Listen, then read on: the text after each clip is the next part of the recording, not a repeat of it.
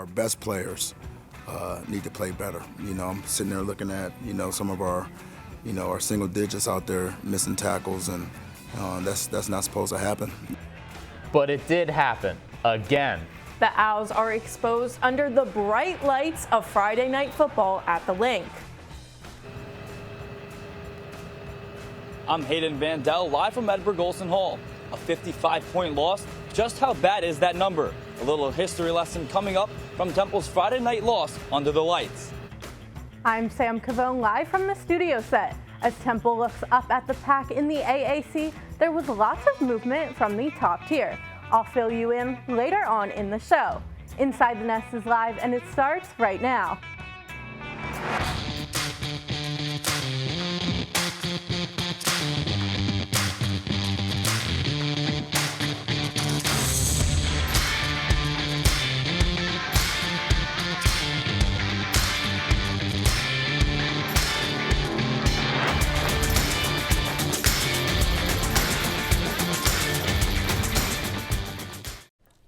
Hello and welcome on into this special bye-week episode of Inside the Nest. I'm Jake Gabel and she's Meg Doyle.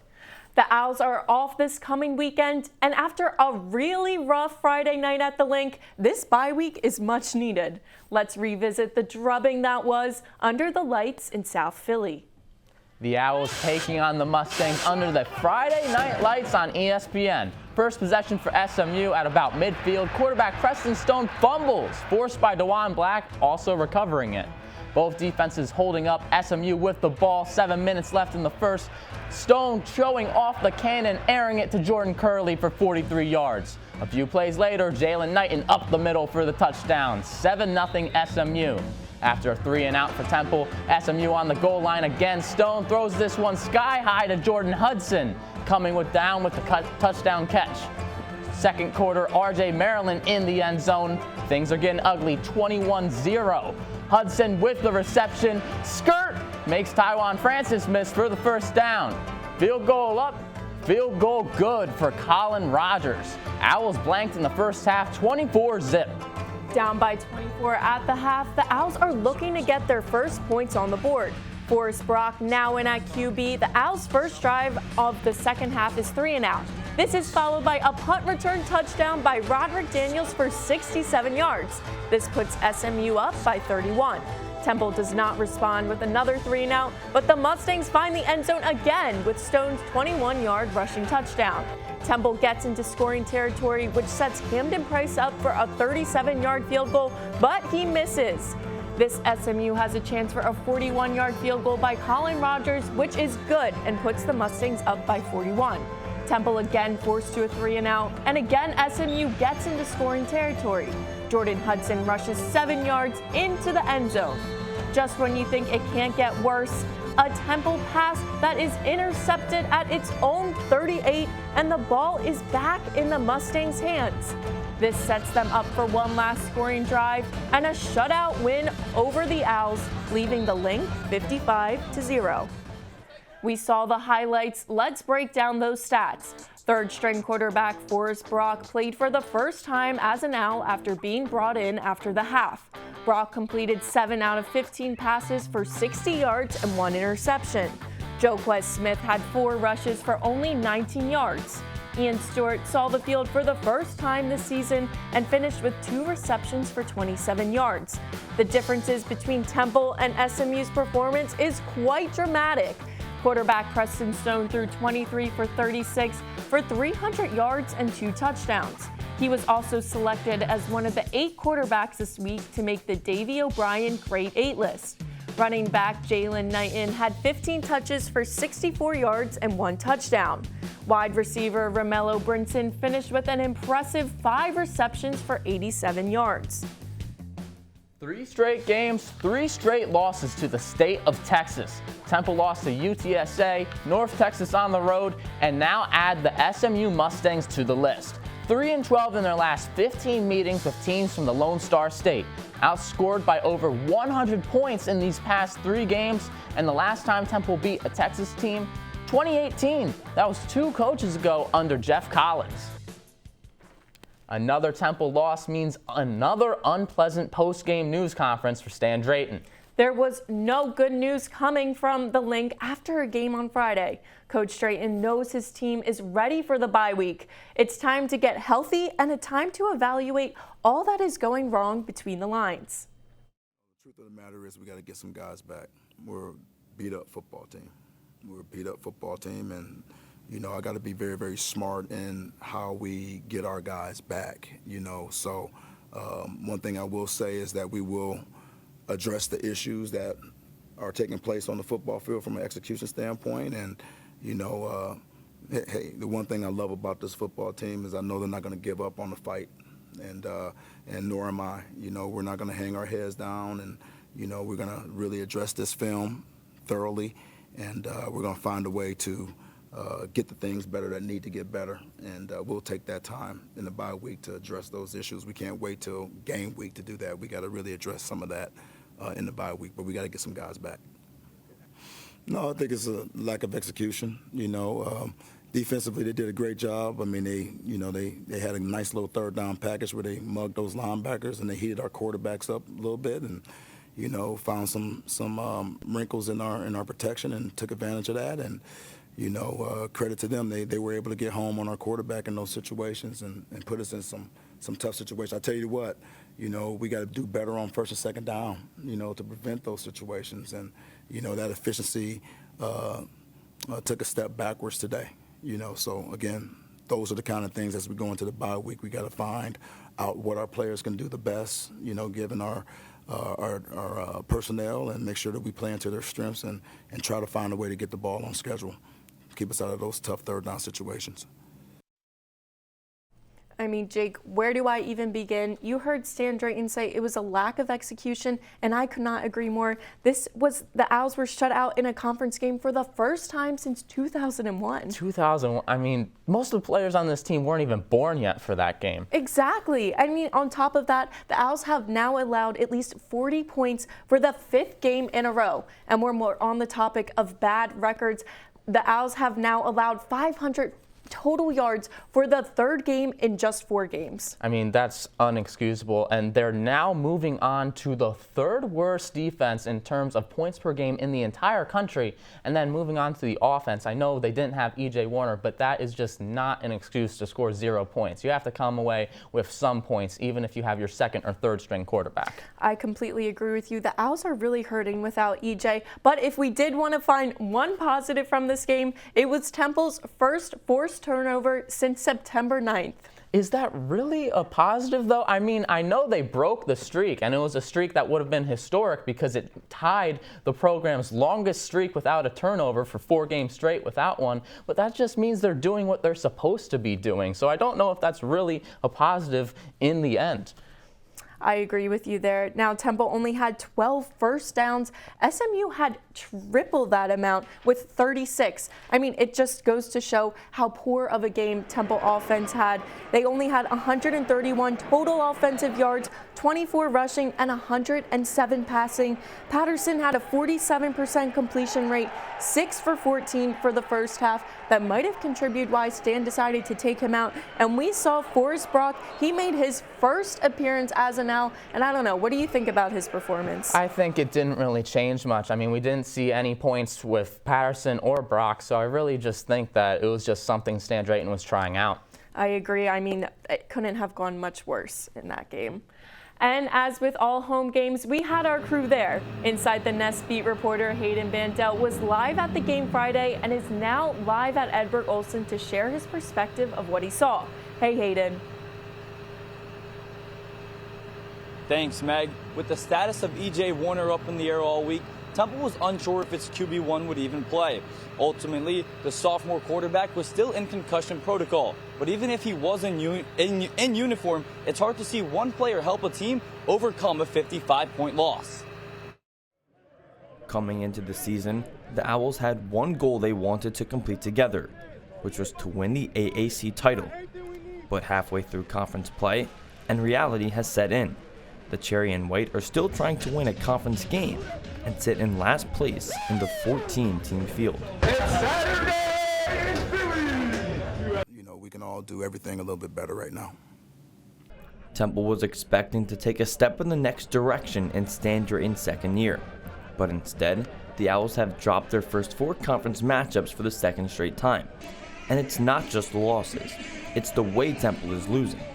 Yes, Saturday's 55-point loss might be the worst of the bunch, but they have lost these last 4 games by an average of 30 points. You know, our best players need to play better. You know, I'm sitting there looking at, some of our single digits out there missing tackles, and that's not supposed to happen. And as a leader, I got to do a better job of kind of leading those guys and getting them ready to play. We just got to be better as a front seven, We're getting one-on-ones, and we got to win our one-on-ones, E.J. Warner was out for a second straight week with a concussion, and Quincy Patterson got the start. Temple's offense only crossed midfield 2 times in the first half, so they gave the ball to QB number 3, Forrest Brock, for the second half. Forrest kind of had a good week of practice. We were just trying to find a way to get something going. But the Owls' wings were clipped, picking up just 12 first downs, their least in a game this season. They also went a combined 0 for 14 on 3rd and 4th down conversions. Temple has allowed 40-plus points in 5 consecutive games for the first time since 1994. The 55-0 shutout was the largest shutout that Temple has suffered since 2006, when they lost to Minnesota 62-0. Temple has a much-needed bye week where they can get some rest and get some key players back.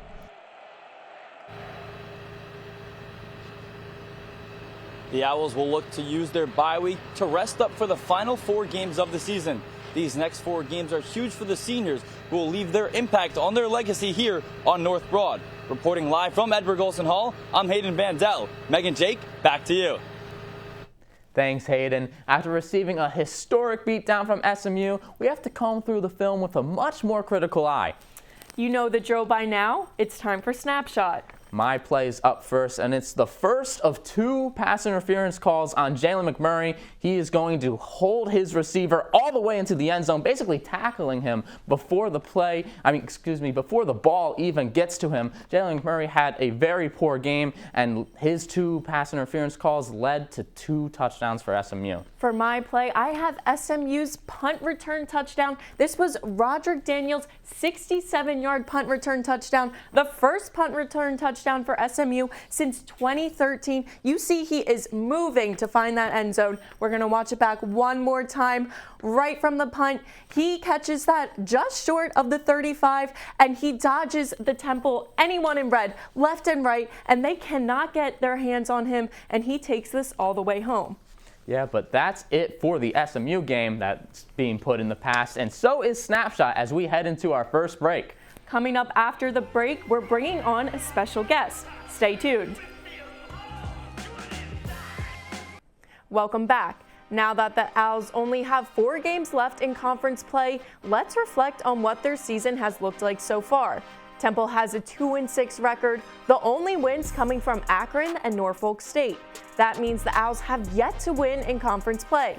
There are only 2 teams in the AAC without a win. Overall, the Temple football program has not won more than 3 games in a season dating back to 2019. The Owls are currently facing a 5-game losing streak overall. And dating back to last year, the Owls are 0 for their last 7 games in conference play. A rough stretch to say the least. Looking at Temple's team stats compared to the rest of the American Athletic Conference, yikes.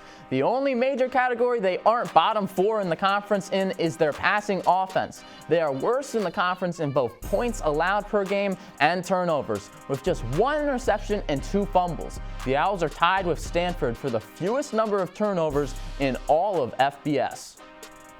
Although the Owls as a whole have had a rough season, there have been some standout players on the team who have been performing well.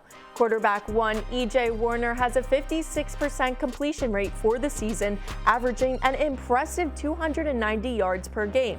Ahmad Anderson Jr. has 28 receptions for the season, averaging about 50 yards per game.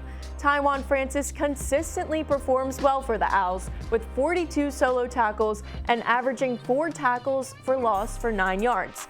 Finally, Joquez Smith sits at almost 300 rushing yards, which puts him at about 43 yards per game.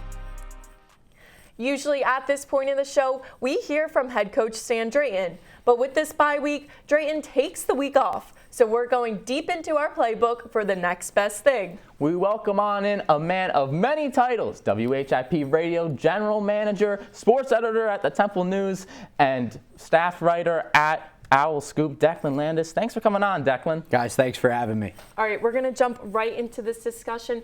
Last season, in the 2022 season, the Owls had 3 wins and 3 close wins. So we were expecting 6 wins and a bowl game eligibility. Clearly, that is not the case. Where did we misjudge the Owls this season? I think the biggest thing has been the defense. You know, there were injuries before the season even began. Demerick Morris went down with a season-ending injury, and then Alan Hay throughout the season also went down with an injury. The Owls can't stop the run because the defensive line has been so depleted. They're bottom 6 in third down conversion defense in the country right now, bottom 4 in rushing defense. Opponents are just having their way on the ground, and they're second to last in turnover margin. I know you talked about that earlier in the show. They're minus 11 in the season. That's in the country, second worst in the country. They haven't gotten pressure on the quarterback, which keeps the opposing offenses on the field. They can't get their own offense to sustain drives. It's just a cycle. And I think the defense, it starts with the defense and the injuries, and then it bleeds over into that. And then, Declan, there's so many young players on this Temple team, and that transfer portal looms. Do you think that that's going to be an issue for the Owls with players potentially leaving?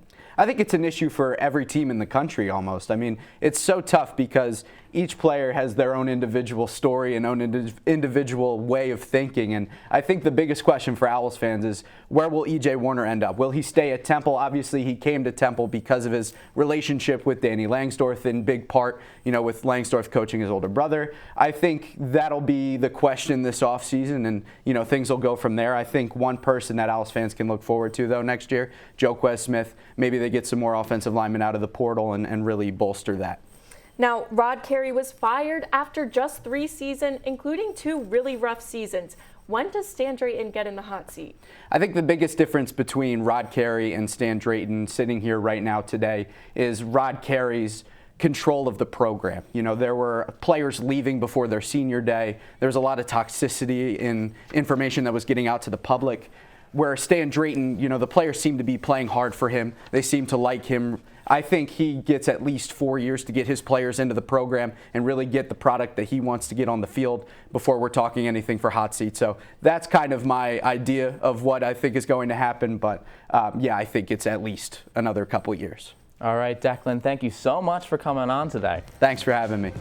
We are now up against another break, and on the other side, we have a special edition of No Huddle.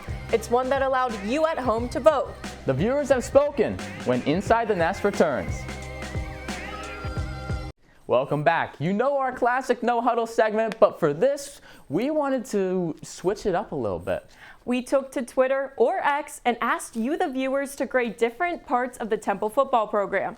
The results are in. Let's go No Huddle. All right, question 1. With this 2-6 record, 5 straight losses, what grade do you give Stan Drayton so far? It was just a few points off for you guys, but you guys gave Stan Drayton a C or D. Now it's our turn to grade Coach. I'm with you guys. I'm going on the D side, though, because it's been very underwhelming so far. I think we had much higher expectations, but I'll give him the benefit of the doubt because there has been a lot of injuries. I agree with you. I'm also giving Stan Drayton a D. The only reason I didn't give him an F is because he consistently has positivity and faith in this team, and that really shows. They need that in the locker room, and the guys really trust him as a coach. All right, question 2. How would you grade Temple's offensive line so far this season? You guys voted, and you couldn't decide between a C, D, or F. So I guess we're going to have to be the tiebreaker. I guess you're right. I'm going to give them the benefit of the doubt, and I'm going to give them a D. They had 110 rushing yards for the season, where all their opponents are averaging about 1,600, which is double the amount of rushing yards. There just hasn't been much consistency from the offensive line this season. I'm not feeling as positive. I'm giving them an F. They've been bottom 20 in rushing yards per game in the country, plus they just gave up 5 sacks. All right, it is time for our third and final question. What grade do you give Temple's offensive line? This result was very clear. It was a resounding F from you guys, and I'll go first. I'm with you guys. They've been the 4th worst against the run in the entire country, giving up over 200 rushing yards per game. I'm with you there, Jake. I'm also giving the defense an F. They just have not been playing as a team. They've been missing assignments. They just have not been performing well at all this season. So I'm glad we're all on the same page there. That's it for this edition of No Huddle. Thank you for voting, but we're up against our final break of the day. Stick around. We'll be back in just 90 seconds. Welcome back to Inside the Nest. We already went over how Temple fared over the weekend, but how about the rest of the teams in the AAC? Sam Covone is live at the studio set to talk more about the American standings. Hey, Sam. Thanks, guys. FAU dropped down in the conference standings after its undefeated streak came to an end this weekend. The UTSA Roadrunners defeated the Owls 36-10, moving to 3-0, while FAU drops to 2-1. ECU has been on a losing streak ever since blowing out Gardner-Webb in mid-September. This time, Charlotte defeated East Carolina in a low-scoring game, 10-7. This win gave the 49ers their first conference win of the season. Now, the Pirates are one of 2 teams left that have not won a conference game. I am sure you can guess who the other team is. Tulane is staying hot as the Green Wave is now one of 2 teams to remain undefeated in conference play. On Saturday, the Green Wave defeated North Texas Mean Green 35-28 to advance to 3-0 in the American and 6-1 overall this season. And that brings us to our weekly AAC discussion.